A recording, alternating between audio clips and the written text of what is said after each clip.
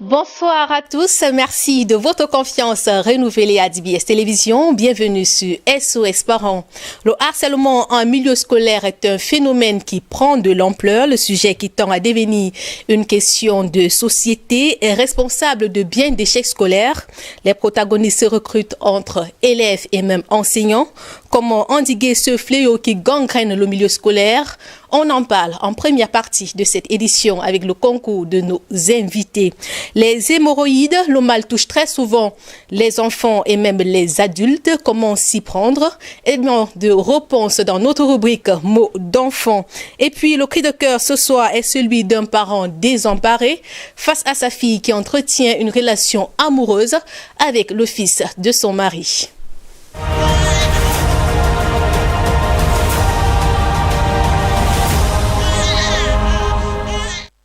Le harcèlement en milieu scolaire a plusieurs facettes. Le phénomène qui a des tentacules solides prend ses racines dans le silence assourdissant qui l'entoure.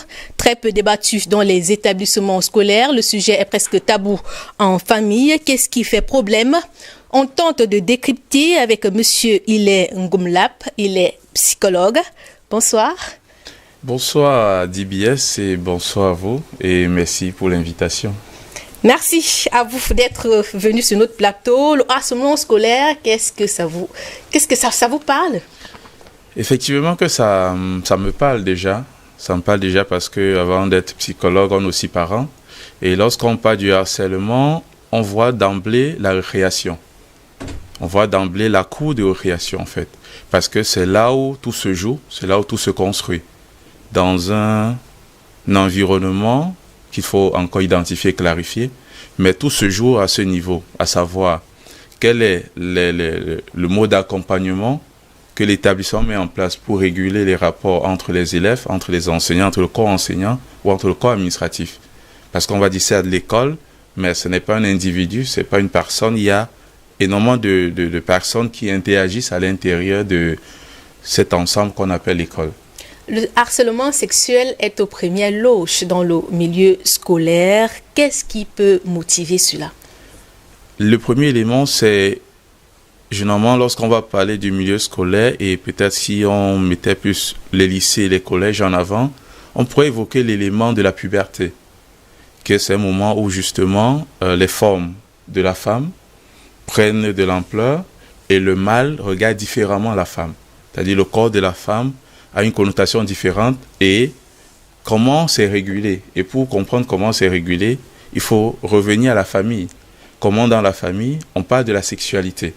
Comment est-ce qu'on parle des rapports sexuels? Comment on parle de la grossesse? Comment on parle est-ce que des menstrues, des règles? Ou alors comment on parle chez l'homme de la pilosité, du sperme et consorts? Comment on gère ça au sein de la famille? Parce que la famille est le cadre qui régule, qui pose, qui situe. Donc, si la famille, à travers les parents, qui sont censés être ceux qui coordonnent, qui encadrent, si eux ne posent pas les ingrédients qui sont nécessaires pour la suite, parce que l'école devient le relais de ce qui a été dit à la maison. Par exemple, à la maison, si on a construit une communication saine, ça veut dire, si on vient à attouchement, alors on apprend à verbaliser, on apprend à dire qu'on a été touché. Si par exemple, un enseignant touche le mamelon, alors rentre à la maison ou déjà même à l'administration de l'école. On fait la part des choses. Ensuite, arrivé à la maison, on soumet ça aux parents. Ce qui va supposer que les parents ont construit un cadre sain, un cadre vivable, un cadre convivial où l'enfant se sent en sécurité. L'enfant se sent encadré, se sent apaisé pour pouvoir dire le malaise ou les frustrations qu'il subit dans des autres espaces que la société nous donne de vivre. Colin Bekatal est avec nous. Bonsoir Colin. Bonsoir Adi. Vous allez bien? Oh, très bien, merci. C'est l'occasion de dire bonsoir à notre psychologue. Bienvenue une fois de plus. Merci à vous. Vous avez sillonné quelques établissements scolaires de la ville de Douala. Vous avez rencontré élèves et enseignants. C'est un reportage que vous avez réalisé avec le concours de Thierry Célanet et Cyril Nantua.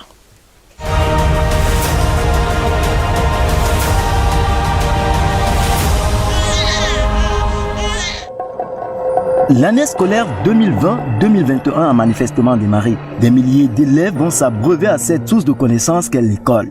Un idéal séculaire au regard des grands hommes et femmes qu'elle produit, ceux-là même qui marquent le cours de l'histoire. Mais il n'en demeure pas vrai que l'école, malgré ses valeurs, reste un terrain de vice, la discorde gravitant autour du sexe. Il n'est pas seulement ici question d'une relation à l'effet grisant entre deux adolescents scolarisés, mais d'un attelage mal assorti entre un encadreur avec son élève.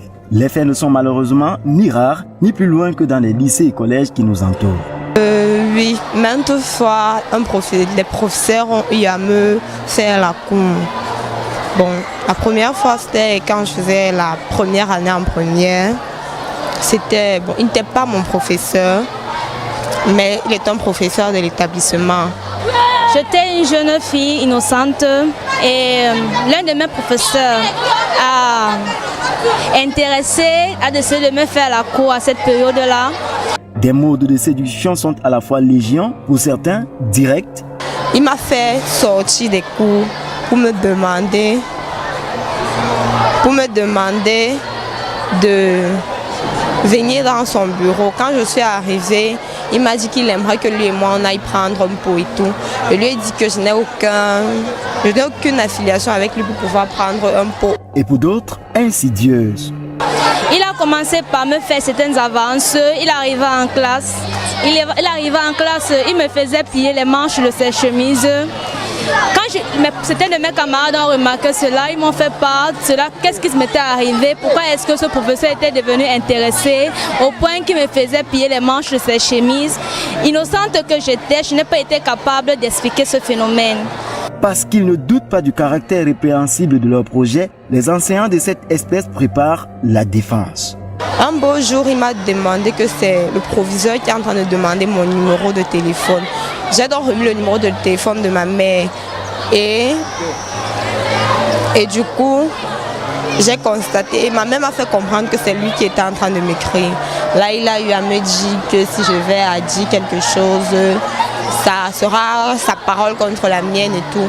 Le refus expose les infortunés à des châtiments immérités. Les choix imposés aux victimes consistent à accepter ou à accepter. N'en déplaise à quiconque, dans la classe du harceleur, c'est le cours avec la cour et non le cours sans la cour. Il a commencé à me faire, c'était un cadeau. Quand il disait non, je me rapprochais vers les professeurs, le surveillant général pour qu'il puisse mettre fin, parler au professeur, pour qu'il puisse arrêter, parce que je ne connaissais pas dans quel domaine il voulait en venir. Mais le professeur continuait, persistait à me faire la cour. À un moment, j'ai commencé à sécher ses cours pour ne pas être perturbée. Combien sont-elles à pouvoir résister à une telle pression? La vérité est que nombreuses sont celles qui plient les chines. Oui, on m'a montré même d'autres élèves qui étaient en relation avec lui, malgré le fait qu'il était marié. Une entreprise pourtant sévèrement condamnée par la loi. Mais attention, la tendance inverse a bien des fois prévalu. Il est arrivé que l'élève, pour une raison ou une autre, jette son dévolu sur un enseignant. Le risque pour ces derniers de subir une délation est alors grande. Ces enfants sont parfois aussi subtils. Celui qui est rejeté sans être suivi peut tisser un certain nombre d'histoires pour mettre en sa faveur et au détriment de l'enseignant concerné. Ça, c'est une première figure. Celui qui est rejeté sans encadrement peut non seulement tisser l'histoire comme nous l'avons dit, mais de façon ouverte accuser d'avoir été harcelé. Attention donc à ajouter foi à toutes des accusations sur d'éventuels harcèlements. Le fléau, lui, sévit au pouvoir public, à la communauté éducative, aux élèves, de prendre des mesures requises pour une éducation saine, construite sur des normes de moralité.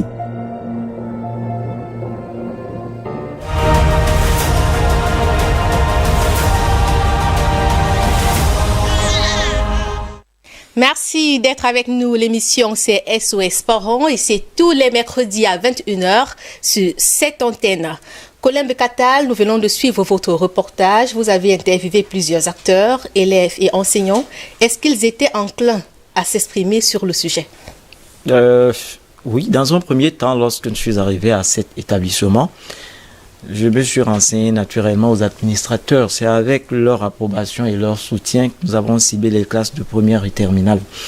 Le problème, lorsqu'il a été posé, j'ai discerné, n'est-ce pas, sur des visages, des sourires, l'expression de visage de certains indiquait qu'elles ont une histoire, mais qu'elles hésitent, n'est-ce pas, à dire. Il y a néanmoins, à ma grande surprise, peut-être à l'approche de la récréation, 2 personnes qui se sont manifestées et par la suite beaucoup d'autres.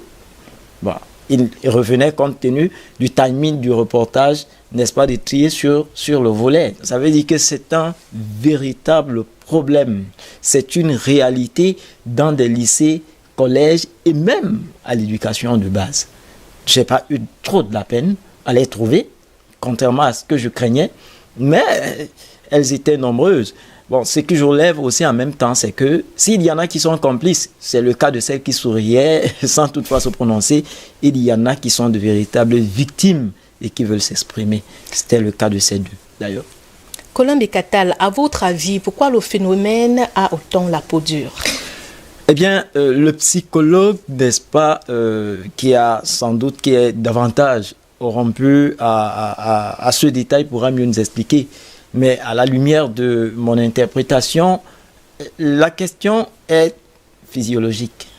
On est en train de parler sur une question d'appétit sexuel, une question d'ego, qui existeront aussi longtemps que des êtres humains vivront. Parce qu'on sait que dans une question d'harcèlement, un enseignant, il va parce que il veut assouvir un appétit sexuel d'une part, mais d'autre part aussi parce que il veut rassurer son ego, se dire c'est joli si j'ai pu l'avoir. C'est des choses qui sont inhérentes à la nature humaine. À cela maintenant vient se greffer la moralité qui s'effrite avec la grande contribution des médias, des jeunes, des enfants, parce qu'ils ne sont pas innocents. Il y en a qui sont des complices, qui sont même qui sont même ceux qui provoquent. Le professeur, voilà, les prédatrices, le professeur l'a dit.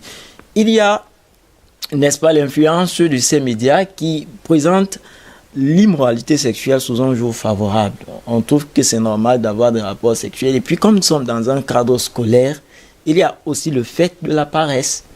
Voilà. Donc, c'est un capital pour des filles qui leur permettent d'avoir des notes ou bien d'échapper, d'être dispensées de certaines restrictions, de certaines, et ainsi de suite. Aussi longtemps qu'il y aura ce genre de choses, ce genre d'attitude, de mentalité, je pense que il y aura toujours aussi ce phénomène de jeu de sexe qui frise malheureusement ou bien qui aboutit au harcèlement au détriment, dans la plupart des cas, des élèves, mais dans bien de fois aussi des enseignants.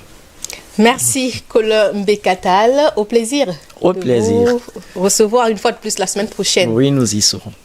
Monsieur Goumla, vous avez suivi le reportage. Quelle est votre réaction? Vous avez suivi les témoignages de ces jeunes filles, aussi du professeur. Comment est-ce que vous réagissez à tout cela? Il faut avouer que d'emblée, ça a fait un peu froid dans le dos. Ça a fait froid dans le dos parce que ça met un peu en mal l'éducation de beaucoup de personnes. Peut-être qu'elles n'ont pas directement dit, mais on est en droit de craindre la perte d'intérêt au niveau de leurs études. Or, de manière stratifiée, on va dire, perte d'études suppose mauvaise note, suppose non-obtention d'un diplôme et suppose, dans le cadre professionnel, la difficulté d'accéder à un emploi de qualité. Maintenant, si on dit perte d'intérêt pour les études, ce sera intérêt pourquoi? Vers quoi est-ce qu'on va trouver de l'intérêt pour s'investir? De deux, il y aura maintenant comment est-ce que la jeune fille va percevoir le mal, va percevoir l'homme. L'homme sera-t-il perçu comme un prédateur? Ou alors, on va percevoir l'homme comme quelque chose qu'il faut détruire à travers, malheureusement, l'acte d'un individu. Un individu, mais qui, à travers son acte, brise une société dans sa construction. Mais plus que cela, c'est aussi un peu, le reporter l'a très bien mis en avant, il y a cet effritement au niveau de notre morale, au niveau de nos mœurs. En fait, aujourd'hui, on a l'impression que ça nous fait plutôt rire, ça nous amuse, c'est même d'une banalité. En fait, nos mœurs semblent tellement banalisées que ceux et celles qui ont envie de se donner un code moral, une éthique, ben on les demande s'ils vivent sur cette terre.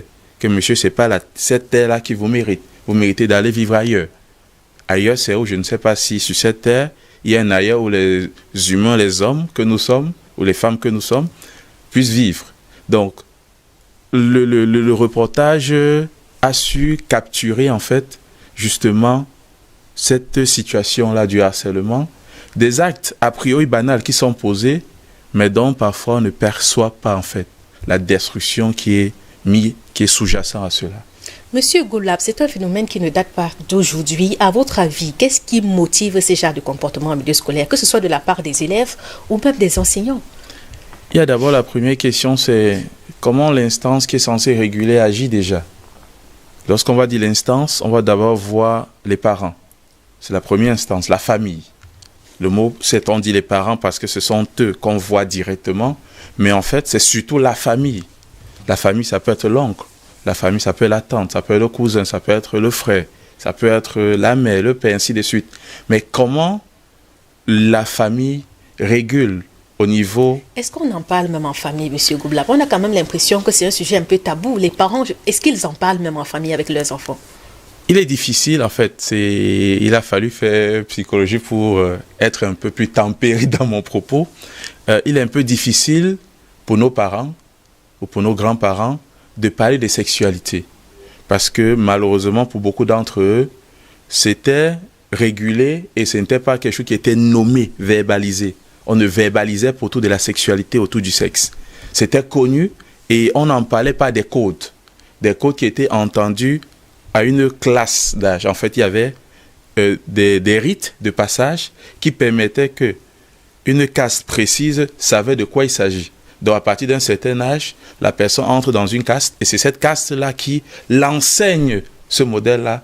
Et lorsqu'elle sort de cette caste, elle sait de quoi il s'agit. Mais on ne verbalise pas, on ne dit pas « Est-ce que tu sais comment ça se passe ?» On ne dit pas à la communauté. Mais la caste enseigne la personne. Or, malheureusement, nous, avec la soi-disant modernité, il n'y a plus cette transition. Il n'y a plus ces cultes, ces rituels qui permettaient cette transition et apportaient et donnaient justement à l'enfant, à l'adolescent, à l'adulte, ces moyens-là pour justement savoir faire face à un certain type de situation. Donc, notre anthropologie est en mal. Et comme notre anthropologie est en mal, alors on a du mal à la réguler. Et comme on a du mal à la clarifier, ça ouvre des brèches pour le premier venu, pour le premier pervers, pour la première personne mal intentionnée, à trouver des fissures pour s'y installer. Maintenant, autour de la sexualité, c'est vrai que lorsque des hommes et des femmes sont dans un cadre, forcément l'aspect sexuel sera mis en avant. Mais maintenant, comment c'est régulé? Même si elle est mise en avant, il y a quand même une manière de réguler. C'est un peu comme une entreprise. Il faut réguler pour que chacun ne fasse pas ce qu'il veut, comme il entend. Malheureusement, et c'est vrai que je vais passer la parole, mais c'est un peu pour dire l'école, la famille a un rôle à jouer, l'école a un rôle à jouer, et l'État, à travers ses démembrements, a aussi un rôle à jouer. Même notamment, on peut évoquer les commissariats qui, dans un autre cadre, une histoire qui est un peu en lien avec cet aspect du harcèlement, où lorsque la personne va soumettre sa plainte, ce sont des rires. On en rit. Bah, tu es une femme, non? Tu te plains de quoi? Donc, on voit un peu comment, lorsqu'il y a ce genre de situation que la personne a eu à vivre, il y a de quoi on a du mal à faire confiance, en fait. Et à s'exprimer et à rompre le silence. Voilà. On va en parler tout au long de cette émission. Notre deuxième invitée, elle nous a rejoint, le professeur Marie-Modestine Kana. Bonsoir. Bonsoir, Adi. Vous êtes enseignante et chercheur. Vous revenez d'un long voyage. Merci d'avoir honoré le rendez-vous. Quel est votre regard, professeur? Quel est le regard que vous portez sur le harcèlement sexuel en milieu scolaire? Bon, en fait, c'est une crise. Le harcèlement sexuel en milieu scolaire, c'est une crise et ça montre en fait une défaillance du système, une carence de moralité. Ce n'est pas quelque chose à encourager ou bien à envisager ou même à négliger. Et moi, j'envisage ça comme une défaillance, comme une carence de moralité et puis comme un laisser-aller. C'est un laisser-aller parce que si les fautes sont réprimées, ça va un peu donner des leçons aux gens. C'est parce que les personnes qui font cet exercice ne sont pas réprimées et puis ils recommencent, et puis ils recommencent, et puis ils sont libres. Ils ont la complicité parfois de leurs responsables dans les établissements, ou bien comme mon copain l'a dit, on en rit. Moi, j'en ris pas parce que c'est une catastrophe. J'expliquerai pourquoi je dis c'est une catastrophe, parce que le sexe, ce n'est pas une affaire, ce n'est pas un jeu. En fait, le sexe a été fait, créé par Dieu lui-même pour être consommé rien que dans un cadre de mariage. Et hors du cadre de mariage, que ce soit même que les deux personnes consentent, c'est un problème sérieux. Pourquoi? Parce que le rapport sexuel, c'est une alliance qui se tisse entre deux personnes. Ça, c'est comme ça que ça se passe. Et maintenant, quand on viole une femme, c'est quelle alliance qu'on établit? Quand on viole un enfant, qu'est-ce qu'on recherche? Et puis, dans la vie, c'est-à-dire que toute la vie de la personne va être complètement brisée. Parce qu'on peut en rire, mais on peut en rire parce que ça ne se passe pas avec nous. Mais professeur, est-ce qu'on n'a pas un peu le laxisme des parents? Parce qu'il y a aussi des élèves qui harcèlent les professeurs, qui ajustent les tenues pour faire voir les formes. Les parents regardent et puis ils ne disent rien. Moi, je suis d'accord avec toi qu'il y a la légèreté des parents. Parfois, les parents ne comprennent pas aussi, parce que moi, je dis, dans le comportement des enfants, il y a une chose, soit que le parent est conscient. Moi, en tant qu'enseignante, quand je suis dans ma salle, ce que je fais, parfois, ils m'appellent, ils me donnent beaucoup de noms par rapport à ma façon de leur adresser, parce que j'ai une conscience que certains parents voudraient même redresser leur enfant, voudraient éduquer leur enfant, mais parfois, ils ne savent pas exactement qu'est-ce qu'il faut dire à l'enfant. Ils ne comprennent même pas bien la société. Ils ne comprennent même pas la signification des choses. Donc parfois aussi, le parent peut être laxiste, ou bien il peut être ignorant, ou bien il peut ne même pas souvent être là. Parce que parfois ces filles qui ajustent les tenues, est-ce qu'elles vivent en famille? Est-ce qu'elles vivent dans d'autres familles? Est-ce qu'elles quittent même la maison avec cette tenue ajustée? Il y a plein de cas de situations parce que les enfants d'aujourd'hui sont rusés. L'enfant peut bien ajuster sa tenue, mais elle ne met jamais cette tenue ajustée pour quitter de la maison. Elle a toujours peut-être parfois un détour, elle va aller changer. Comme par exemple les filles qui marchent presque nues avec les DVD, tout ce qu'on connaît aujourd'hui. Parfois, elles ne quittent pas la maison avec ça. Elles peuvent quitter avec un cabas, elles peuvent quitter même avec un grand polo qu'elle a jeté, ou bien quelque chose. Puis, arriver quelque part, elle est métamorphosée. Donc, moi, je pense qu'il faut qu'on reprenne l'éducation morale et qu'on parle de la morale aux enfants, parce qu'en fait, ça part parfois d'une légèreté. Et puis, c'est parti comme ça. Parce que même si on t'a violé, est-ce que tu as crié? Si tu sais, si on t'a enseigné, si les parents t'ont dit que si un homme t'aborde, et si un homme peut-être essaie de te pénétrer, tu cries. À moins que lui, il a le couteau, ou bien il t'a attaché. Ou bien même si tu quittes de là, est-ce que tu as crié au scandale? Est-ce que tu as crié? Il faut que les enfants aussi soient éduqués à faire face, ou bien même à se plaindre, ou bien à faire savoir le problème qu'ils sont en train d'avoir, soit en famille, soit à l'école, soit au voisinage, soit dans le quartier, parce que même le harcèlement, ça peut se faire à la boutique, ça peut se faire dans la famille, ça peut se faire par les membres de famille, ça peut se faire même dans les niveaux où on ne peut pas imaginer. Mais il faut simplement que l'enfant soit éduqué à comprendre que c'est quelque chose de mauvais. Et puis que les parents s'en rendent compte, parce que si tu as un enfant qui est violé, je pense que dans tous les cas, si tu es attentif, tu vas comprendre qu'il y a quelque chose qui ne va pas avec l'enfant. Monsieur Goumla, quel est le profil des enfants qui sont les plus exposés au harcèlement scolaire? Est-ce qu'il y a un profil? Est-ce qu'il y a un profil? Disons tout simplement qu'il y a des attitudes qui reviennent le plus souvent. Mais dire que c'est un profil, c'est un peu prétentieux. En fait, c'est trop dit. Il n'y a pas un profil carré, arrêté, qui disent que voilà le profil. Si on voit ça, alors. Le plus souvent, c'est surtout, en fait, généralement l'accoutrement, en fait. L'accoutrement de sa nudité, lorsqu'on expose sa nudité, en fait. C'est vrai que généralement, on aime bien plus se parler de la jeune fille vis-à-vis de l'enseignant qui, voilà, c'est plus la figure qu'on voit le plus souvent apparaître.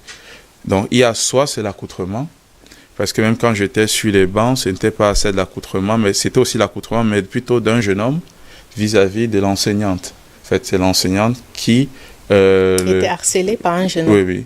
Et il y avait deux cas de figure. C'était l'enseignante qui harcelait, après c'était aussi un jeune homme qui harcelait l'enseignante. Donc, en fait, généralement, il y a l'élément puberté qu'il faut prendre en compte. Comment on éduque, en fait, ça tourne autour de l'éducation sexuelle, ou de l'éducation à la sexualité. Il y a la puberté avec les manifestations et ce que ça apporte au niveau de l'homme, au niveau de la femme. Il faut aussi, c'est une période de transition qu'il faut encadrer, réguler, faire comprendre à l'enfant ce que suppose cette période de transition qui est nécessaire pour le corps pour se développer. C'est nécessaire au corps pour sa maturation. Maintenant, il y a, on va envisager l'aspect de celle qui, le plus souvent, en fait, en gros, la sexualité doit être enseignée. C'est vrai qu'on a du mal à dire, voilà un profil, voilà ci, voilà ça. Lorsque un enfant est éduqué et encadré, est suivi, bon, j'aurais un peu du mal à répondre à cette question telle qu'elle. J'ai plutôt envie de rebondir sur un élément que madame a évoqué concernant les parents. Parce qu'il faut voir, est-ce qu'il faut condamner les parents dans leurs difficultés à encadrer les enfants? C'est compliqué. De nos jours, il faut pouvoir subvenir à leurs besoins le plus financiers. Il faut sortir chercher de l'argent. C'est pas évident de sortir et de revenir, d'avoir suffisamment l'énergie pour s'asseoir encore, prendre les cahiers, vérifier, demander comment la journée a été. C'est pas évident. Mais il faut pourtant le faire. C'est pas évident dans notre contexte. Il y a des choses qu'on devrait faire, mais il y a la réalité. Maintenant, comment on ajuste? Parce qu'il ne faut pas aussi trop tirer sur des personnes qui ne sont pas outillées à répondre à un certain type de besoin. Et c'est pourquoi j'ai mis en avant antérieurement notre anthropologie qui pose problème. Où est-ce que nous en sommes aujourd'hui? Vous voyez, beaucoup de parents sont démunis. C'est quoi être parent aujourd'hui? C'est beaucoup j'ai aussi mes enfants, je suis parent. Ça ne suffit pas d'avoir des enfants. Ça ne veut pas dire être parent. On peut avoir des enfants, mais comment on veille sur eux, comment on les encadre, comment on leur construit une vie, comment est-ce qu'on fait à ce qu'ils soient aptes à être autonomes, comment on les éduque à être autonomes, à savoir prendre soin d'eux, comment on les éduque, comment on les encadre, mais comment on veille sur eux. Monsieur Goublab, au-delà de tout ce que vous êtes en train de dire, est-ce qu'un enseignant devrait regarder son élève avec un autre regard que celui de l'encadreur, que celui du père qui veut mettre sur le droit chemin? À quel moment est-ce que ça dérape? Lorsque le fameux encadreur lui-même manque de confiance en lui, en fait. Il y a un gros problème de confiance, un gros problème d'estime. Comment lui-même il se perçoit? Est-ce qu'il se perçoit comme un encadreur, comme un éducateur, comme un formateur? Ou est-ce qu'il a été parachuté dans ce cadre-là? Et en fait, il usurpe en fait la fonction. Comment est-ce que lui-même il y est arrivé? S'il y est arrivé parce que c'est quelqu'un qui est passionné, quelqu'un qui veut vraiment déposer son empreinte pour que la société soit mieux moulée, soit mieux encadrée, mieux orientée, alors à ce moment, on ne serait presque pas surpris qu'il n'y ait pas ce cas de figure qui apparaisse. Mais malheureusement, la crise économique créant des trous, créant des brèches, avec la crise économique, avec la corruption où c'est devenu presque banal, presque normal. Ah, tu n'as pas monnaie, pourquoi? Parce que tu es bête si tu ne monnaies pas. Donc, il y a ces ensembles d'éléments qui porositent, en fait, créent des brèches, des ouvertures où tout le monde se retrouve partout, en fait. La sélection, comment on sélectionne pour dire, voici ceux qui méritent. Est-ce que les concours pour devenir enseignant sont des concours qui suivent deux étapes, à savoir l'aspect de l'intellect, où on donne des données cognitives, et l'aspect maintenant de la morale, où est-ce qu'on se rassure que la personne vraiment, c'est une personne intègre pour veiller sur des enfants. On va dire, on n'a rien à foutre de la morale, ça ne rapporte pas de l'argent. Et malheureusement, on doit subir ce genre de conséquences au sein des établissements scolaires. Et c'est une triste réalité. Je reviens à vous, professeur Modestine Kana. Est-ce que l'enseignant devrait... L'enfer, c'est les autres. Je reviens plutôt aux parents. Généralement, les parents pensent que l'enfer, c'est les autres. Ce sont les enfants des autres qui utilisent ci et ça pour avoir des notes. Est-ce que là, la faute n'est pas aussi aux parents? Tout à l'heure, même le reporter, lui, il a parlé d'une chose qui m'a semblé très importante, c'est-à-dire de la paresse. Parce qu'en fait, quel est le but du harcèlement? Qu'est-ce que le prof finit par raconter pour que l'enfant cède? Parce que si l'enfant a sa tête sur ses épaules et sait qu'elle peut réussir, outre mesure, elle peut résister, elle peut tenir ferme. Mais si l'enfant pense un tant soit peu que c'est cet harcèlement ou bien c'est cet acte qui va lui faciliter quelque chose, parce que je pense que quand on dit harcèlement, c'est pas comme s'il y avait le fusil, c'est les paroles, c'est des paroles qui pèsent au point où ta propre volonté ne peut plus suffire pour que tu prennes une décision. Donc, qu'est-ce qu'elle entend, qu'est-ce qui lui fait finalement céder?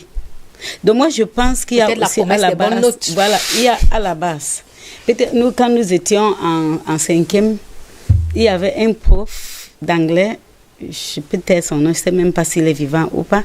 Il disait, if you give me that thing, you will have 20/20. I will give you all the marks. Il disait ça aux enfants. Bon, mais ça, c'est peut-être pas...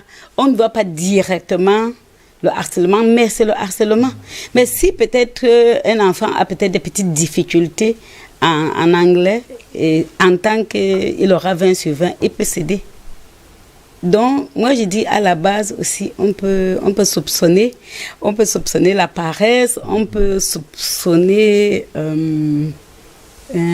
l'ignorance. Parce qu'on vient à l'école pour apprendre. C'est naturel qu'on entre à l'école sans comprendre et puis qu'on finisse par comprendre parce que l'enseignant était facilitateur.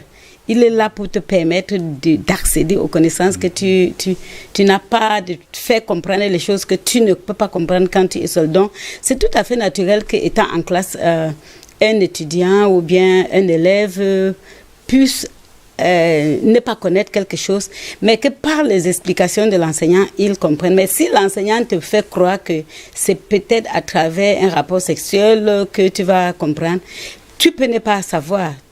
Si tu n'es pas bien éduqué, tu peux ne pas savoir. Tu peux croire que c'est même comme ça que ça se passe. L'enseignant peut même te dire que c'est ce qui se passe pour tous les autres qui sont passés avant toi. Donc, c'est un problème tellement difficile à gérer.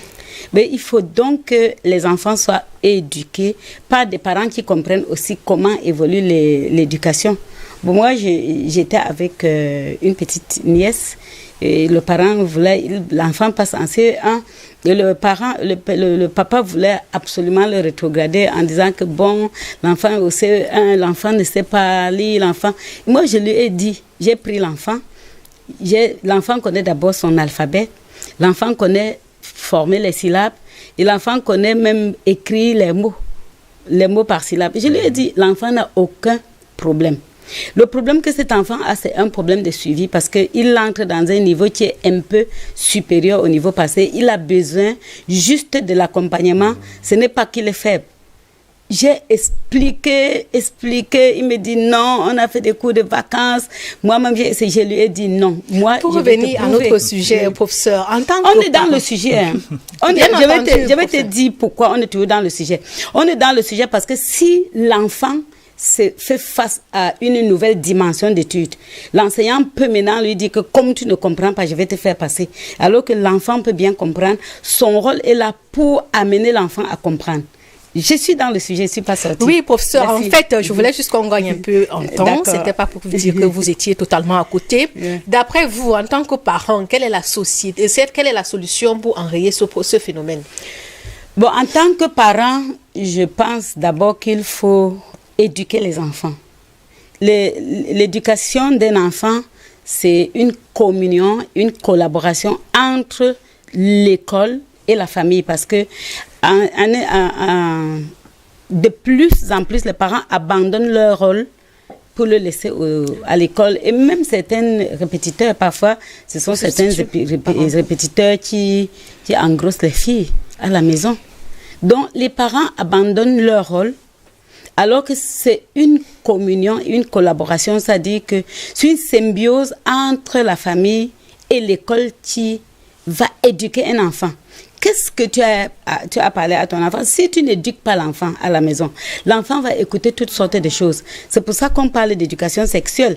Tu dois parler à l'enfant, tu dois lui expliquer même son métabolisme, même son fonctionnement, de telle sorte que si peut-être en cours de route, l'enfant voit une goutte de sang, que l'enfant ne pose pas la question à tout le monde. Il faut que tu prépares l'enfant à savoir que comme tu es une femme, par exemple, il va arriver un moment que tu vas avoir des menstrues et ce sera normal parce que si, parce que ça. Tu vas lui expliquer que les hommes peuvent t'aborder, mais tu dois résister, tu dois opposer une résistance, tu dois savoir que tu as ta vie à mener et ils ont leur vie à mener. Parce qu'il y a certains enfants qui ne savent même pas qu'il faut résister, puisque quand le gars va venir, il va dire que c'est comme ça qu'on fait toujours. Certains citent même le verset biblique, ils disent que demandez et l'on vous donnera. Et puis il dit qu'on vous a donné gratuitement. Donc, il déforme même la parole de Dieu pour essayer de tromper les enfants. Donc, moi je dis, il faut éduquer les enfants, parler aux enfants, leur expliquer d'abord la sexualité et leur expliquer leur anatomie, si c'est un homme ou une femme. Et puis, qu'est-ce qui va se passer? Parce qu'en fait, tout à l'heure, on a dit sur le plateau qu'il y a un problème de physiologie, il y a un problème peut-être, comment on appelle ça, de la transition sexuelle des enfants.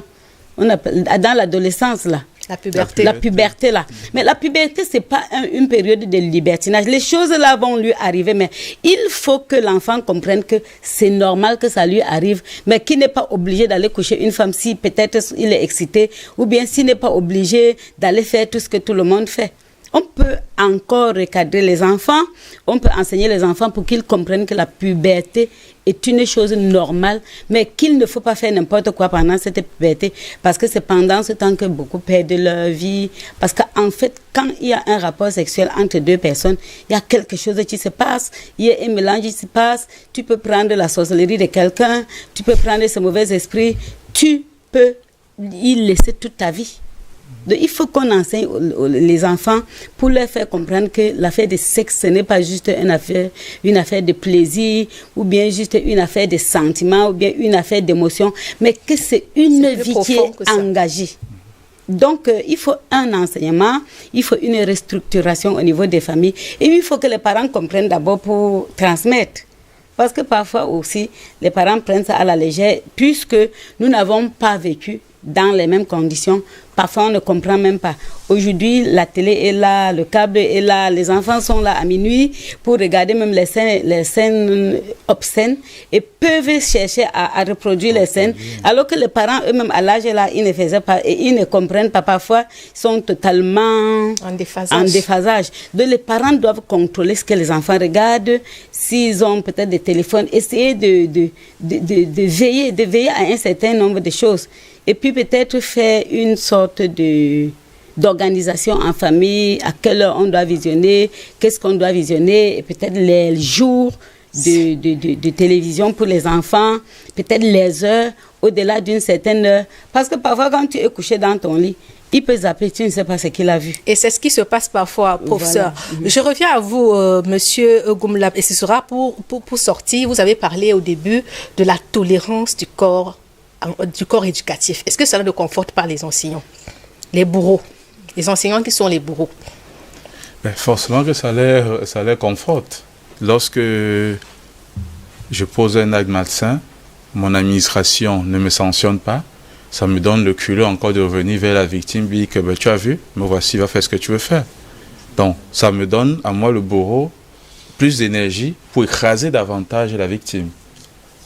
Et malheureusement, c'est un peu ce système de laisser aller, de manque de sanctions qui autorise en fait le bourreau à continuer son œuvre. C'est vrai que j'aurais aimé revenir pour plusieurs éléments qu'elle a évoqués. Résumez en quelques secondes, s'il vous plaît. Je vais tenter. Il y a la puberté qui était un moment très fort. c'est le moment où l'adolescent a toutes les potentialités extraordinaires dans sa vie. C'est un moment qui mérite d'être véritablement organisé. Parce que c'est en cette période forte que l'enfant réussit la meilleure période de sa vie. C'est là où il a une énergie extraordinaire pour réussir des choses fabuleuses. Ça veut dire que si pendant cette période, la famille, l'école s'associent mutuellement pour chacun faire sa part, alors je crois qu'on aura un citoyen extraordinaire qui va venir de cette période-là. Voilà qui nous permet de marquer une pause dans cette édition pour prendre notre rubrique mots d'enfant. Et cette semaine, on fait un gros plan sur les hémorroïdes et des explications avec le pédiatre Ngou NS. Il a été rencontré par Cynthia Ngwemo et Dale Biaza.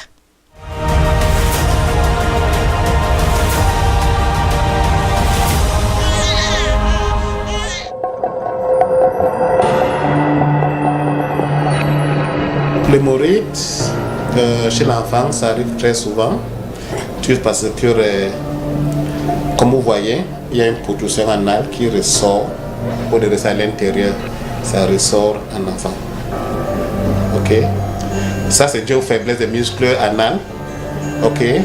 L'étanchéité anale, c'est-à-dire que tout ce qui arrête les vaisseaux autour de l'anus ne sont plus assez forts pour contenir.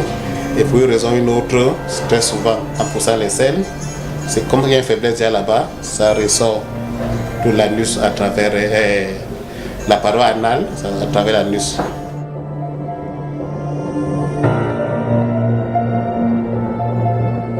Lorsqu'il y a un faiblesse de la paroi rectale, il peut y avoir des saignements de temps en temps. Ça veut dire que tu vois un peu de sang. Ok? Tu vois un peu de sang de temps en temps. Souvent on peut avoir une douleur, mais tout ça, ça fait pas mal, en général ça fait pas mal. Et puis maintenant, ensuite, si ça continue, l'enfant peut vraiment faire les selles, tu vois l'anus qui sort.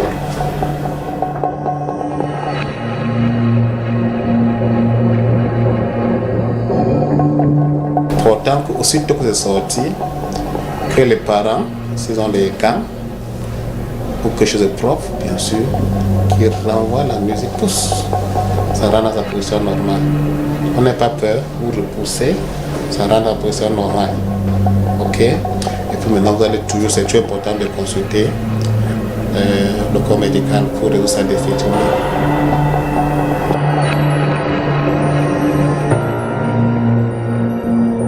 Voilà, ce qu'on peut faire, c'est de bien manger. Déjà, de ne pas être malnutri, c'est-à-dire de bien manger. Ok? Et surtout, prendre beaucoup de légumes dans les fibres, les légumes, les fruits, beaucoup d'eau, parce que les selles ne sont pas trop dures. Il ne faut pas pousser beaucoup pour déféquer, pour faire les selles. Ok? C'est des efforts qu'on fait qui souvent aggravent le problème ou est à l'origine de ce problème.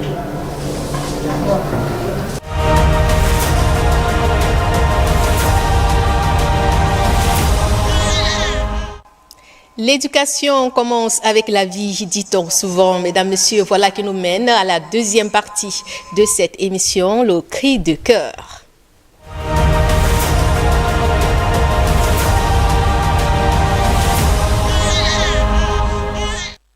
Cette semaine, c'est un parent désemparé qui nous a écrit. Je vais tout de suite vous lire sa correspondance. Bonsoir, je suis Madame Hélène, mère de 3 enfants. Je me suis mariée il y a 6 ans avec mon partenaire de longue date. Chacun de nous a eu une vie bien chargée. Je suis venue en mariage avec ma fille aînée. Elle a aujourd'hui 15 ans. Mon mari a divorcé de sa première épouse et vit avec ses 2 garçons. Ensemble, nous avons décidé de fonder une magnifique famille et nous en sommes très heureux. Ce qui m'amène à vous écrire ce soir, c'est un problème qui me brise le cœur. Depuis peu, j'ai constaté un rapprochement entre ma fille et son frère, le fils de mon mari. J'avoue n'avoir rien soupçonné au début. Je pensais au contraire que c'était bien pour l'harmonie de notre famille. Mais mon petit garçon de 4 ans a plusieurs fois lancé que les 2 s'enfermaient en mon absence pendant de longues heures dans la chambre, leur interdisant l'accès. J'ai questionné les 2 qui m'ont rassuré qu'il n'en était rien. Peu convaincue, j'ai décidé de mener ma propre enquête. C'est ainsi que j'ai pu déverrouiller le téléphone de ma fille, c'est ainsi que j'ai pu découvrir à ma grande surprise qu'ils entretiennent une relation amoureuse depuis bientôt 1 an. J'ai confronté ma fille qui a tout avoué ainsi que mon beau-fils. Je les ai blâmés, ordonné qu'ils mettent un terme à cette histoire. Ils ont promis de le faire. Mon beau-fils m'a supplié de ne rien dire à son père qui risque de le renvoyer chez sa mère. Mais depuis, je ne suis pas tranquille de les voir vivre sous le même toit. Dois-je éloigner ma fille ou en parler avec mon mari qui va, j'en suis sûre, prendre des mesures drastiques contre son fils de 17 ans? J'ai confisqué le portable de ma fille et instruit mon petit garçon de la surveiller. Est-ce suffisant pour leur faire comprendre que c'est une relation contre nature? Suis tout le temps angoissée en train de les épier. Nous sommes une famille pieuse, nous avons tout fait pour qu'ils se voient comme frères et sœurs. J'ignore comment cela est arrivé. Aidez-moi à avoir les idées claires. C'est le cri de cœur d'une dame visiblement bouleversée. Monsieur Goumlab, relation amoureuse entre beaux enfants, comment cela est-il arrivé? Je suis pas magicien. En fait... Qu'est-ce qui peut catalyser une telle relation? Je crois d'emblée, on peut percevoir une détresse. Une détresse liée à... La dame peut-être ne le nomme pas, on ne le dit pas clairement, mais on perçoit qu'il y a déjà un gros problème de communication, en fait. Qui est qui? Qui fait quoi? Parce que si on a un mariage précédent, l'autre un mariage précédent, lorsque se met ensemble, il y a un minimum qui se doit, une sorte de table ronde où on doit un peu clarifier les données. Malheureusement, la plupart du temps, on saute vite ces étapes parce que on est pris dans moi et mon époux, dans notre amour. On est dans nous, mais on ne perçoit pas ceux qui sont à côté. Comment eux, ils intègrent cette nouvelle relation-là? Est-ce que ma fille accepte déjà mon conjoint comme potentiellement son père? Est-ce que ses enfants m'acceptent moi potentiellement comme la femme de leur père? Il y a ces éléments généralement qui sont dissipés tout autour, mais sur lesquels malheureusement on ne s'accommode pas, on ne clarifie pas. Et c'est parfois malheureusement à travers des événements de cette nature qu'on se dit « Ah, c'est comme si quelque chose a manqué hier ». Mais généralement, ces éléments de communication, ça ne veut pas dire est-ce que tu as mangé, est-ce que tu es allé à l'école, est-ce que ce n'est pas ça communication. Communication, c'est de dire qu'est-ce qui ne va pas, quel est le malaise, parce que l'acte trahit un malaise au sein de la famille. L'acte trahit un malaise de cette famille recomposée ou reconstituée, je n'en sais, je ne peux pas me situer là-dessus. Mais ça trahit un malaise qui n'est pas nommément dit. C'est vrai qu'elle a mis l'élément pieuse, peut-être pour écraser le malaise, mais ça, pour autant, ça n'enlève pas autant que le malaise demeure. Le malaise peut se manifester à travers cet élément, peut se manifester, heureusement, elle n'a pas noté ce côté, par une bastonnade, ou alors par des mots d'une certaine nature, comme genre les mots termites, des petits mots insidieux, qui sont dits, allez, tu n'es pas ma mère, tu peux me faire quoi? Ah, tu n'es pas mon père, c'est le mère de ma femme. Tu vois, il y a souvent ce type de relations toxiques, de communication toxique, qui viennent prendre la famille à la racine, mais à la surface, on prie chaque soir, on fait nos litanies, oui. Bon, mais pour autant, la blessure est là, la plaie est là, il faut la soigner. Il ne faut pas fuir la difficulté. Elle a beau mettre des mesures drastiques. Pour autant, on ne vient pas au centre pour parler du nœud. Le nœud, c'est revenir à la base, c'est-à-dire, qu'en est-il de cette nouvelle famille qui s'est constituée? Qu'en est-il? C'est la première question qui va permettre les autres situations. Maintenant, comment ça a pu arriver à ça? Et ça revient à un des éléments qu'on notait dans le sujet précédent. Là, est-ce qu'on est disponible tout le temps pour être là pour surveiller les enfants? On n'a pas à surveiller les enfants de lundi à dimanche, de 0 à 24 heures. On a responsabilisé les enfants pour qu'ils comprennent la difficulté dans laquelle nous-mêmes nous trouvons. pour qu'ils apportent leur contribution à aérer, à donner de la gratification, de la gratitude, de la bienveillance à la situation qui est nôtre. Parce qu'il ne faut pas se voiler les yeux sur ce qui se passe. Quand une famille est reconstituée ou recomposée, alors ça fait introduire d'autres variables qui n'étaient pas là au départ, sur lesquelles il faut bien l'entendre pour que ce soit plus sain, plus vivial, plus convivial. Sinon, on se voile les yeux, on se ment à soi-même. Et on va droit au mur. Professeur Modestine Kana, la dame, elle est apparemment chamboulée. Elle a essayé, elle veut à tout prix éloigner les enfants. Est-ce que c'est la bonne solution? C'est pas la bonne solution parce que même quand elle les éloignerait, les enfants là se verront si il n'y a pas eu une communication, si on n'a pas rétabli les choses. Bon, ce que moi je vais dire par rapport à ce type de choses, oui, elle est venue avec sa fille et son époux, un garçon. C'est comme si ça pourrait être le neveu de sa femme, de son époux, bien son cousin avec sa cousine ou sa nièce. Donc on ne va pas tirer dessus que c'est parce que la famille est recomposée. Ça, quand on est dans la famille africaine, on ne vit pas forcément avec c'est pas forcément toujours la famille cellulaire. Mais il y a souvent les membres des familles. Et même parmi les enfants, même des parents, c'est-à-dire que les frères et les sœurs du même ventre, comme on peut dire, ça peut arriver. Donc, je pense qu'il faut juste aider les enfants parce que les enfants se sont laissés aller. Mais il faut attirer leur attention, il faut leur parler et parfois même les punir sévèrement pour qu'ils se rendent compte qu'ils ont dévié.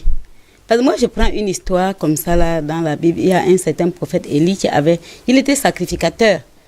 Et il y avait un autre enfant qui vivait avec lui qui s'appelle Samuel. Mais la mère de Samuel avait prié et l'Éternel lui avait donné l'enfant. Elle est venue laisser l'enfant, mais le petit Samuel grandissait.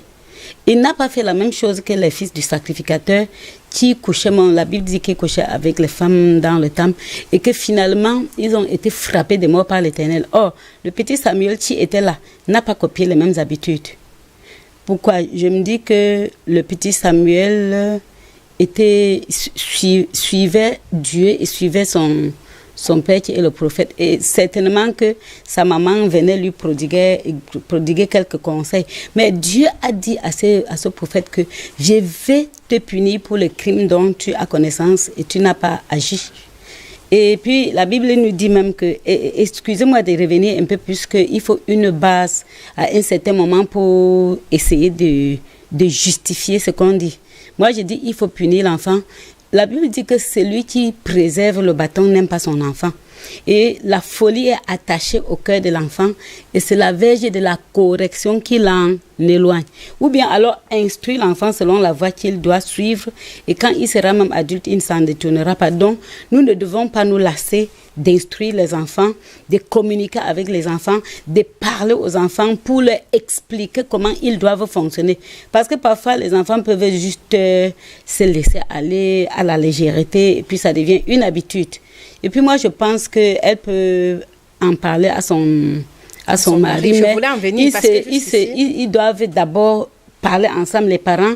Les parents doivent d'abord discuter de ça ensemble avant d'aller devant les enfants, avant de corriger. Mais les enfants, les deux doivent être corrigés, mais pas forcément séparés.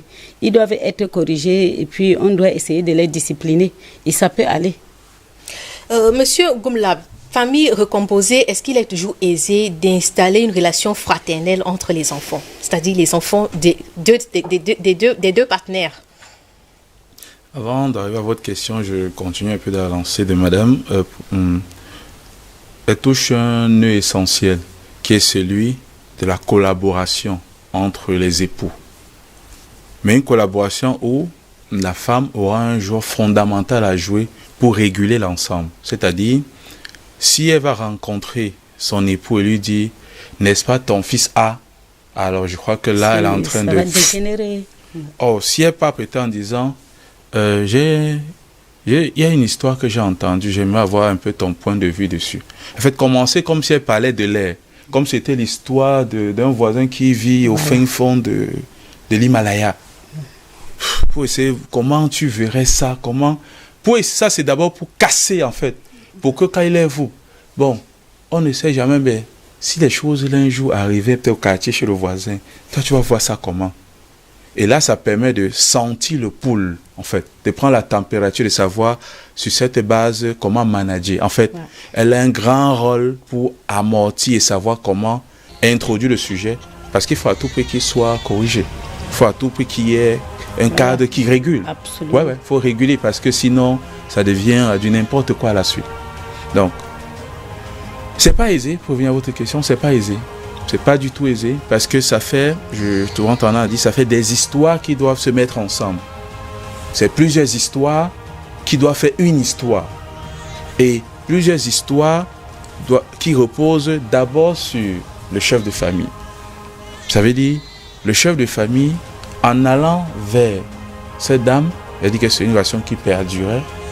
Ça veut dire, comment maintenant ils vont reconstruire la nouvelle relation. S'ils ne parviennent pas à bien tisser ces nœuds-là, parce que les enfants ont un défaut, c'est ils sentent les parents. Et ça ne manque pas. Ils sentent les parents. Jouez comme vous voulez, montez comme vous voulez, ils sentent les parents. Et ils aiment toujours tirer le parent pour son confort. Ça veut dire, ah maman, il n'est pas ça. Ah, mais on fait en guettant, en vous observant, en fait, pour voir, est-ce que vous êtes faillible à tel endroit? Et quand ils ont repéré votre talon d'Achille, alors ils ne vont pas vous louper là-dessus. Donc la question c'est, si avec votre conjoint ou avec votre conjointe, vous savez bâtir quelque chose de fort, de sain, alors ils perçoivent que si c'est uni entre vous, demain ils perçoivent qu'il y a, comme c'est uni, il y a des choses que, il est mieux que pardon, il est mieux que pardon, pour essayer justement d'harmoniser. Et comme je dis souvent, il faut aider les enfants à être autonomes. Être autonome, c'est pas évident, c'est pas facile, mais c'est le rôle des parents justement de les accompagner là-dedans. Monsieur Goumlab, est-ce qu'il ne pourrait pas, ces enfants, récidiver de par l'attrait de l'interdit? Tout va partir, il peut récidiver, qu'on fasse X, qu'on fasse Y. Là, en fait, de mon point de vue, là n'est pas le fond. Le fond, c'est au niveau des parents. Comme on dit, on ne fait pas le cœur de l'enfant. On ne fabrique pas le cœur de l'enfant. Mais le parent a l'obligation de donner le meilleur de lui pour que les choses aillent dans le meilleur sens. Ça, c'est son devoir. Maintenant, il peut arriver, comme madame a très bien évoqué en mettant Samuel en avant. Il y a eu les autres, il y a eu lui. Or, il pouvait suivre les autres qui étaient à côté de lui. Donc, on ne fabrique pas le cœur de l'enfant, mais au moins le parent doit ne jamais se lasser d'accompagner l'enfant.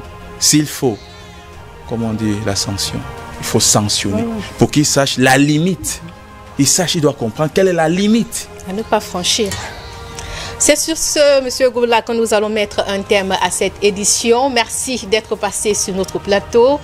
Professeur Modestine Kana, merci pour votre contribution. Merci Adi, merci pour m'avoir sollicité encore pour que je puisse contribuer pour cette rentrée scolaire et aider les parents à faire quelque chose. Mais si tu permets, je peux résumer rapidement en disant que les parents doivent communiquer, si possible même parler avec les enfants seul à seul, et puis confronter les enfants et essayer d'établir quelque chose à leur dire, parce que si ce n'est pas passé, ça pourrait passer un autre jour, et puis il pourrait avoir d'autres invités à la maison, et puis ça pourrait se passer, il pourrait avoir la famille, les cousins, les neveux, et ça pourrait se passer, ou bien avec nos enfants. Donc en fait, il faut prendre cela avec la maturité pour aider ces enfants.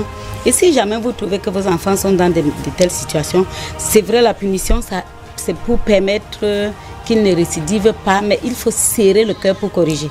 Et c'est compris, professeur Modestine Kana, au nom de toute la grande équipe qui s'est mobilisée. On avait Georgette Jimdo à la réalisation, Nicolas Olomotia, il était à la console audio, Dalé Bias, il était à la caméra, Sharifa, elle a assuré le maquillage, Cyril Nantion, la post-production de tous les éléments diffusés dans cette émission. Mesdames, messieurs, merci de nous avoir suivis. Ne décrochez pas, nos programmes se poursuivent. Retrouvez la rediffusion de cette émission dimanche à 16h. Au plaisir de vous retrouver la semaine prochaine, s'il prête à Dieu.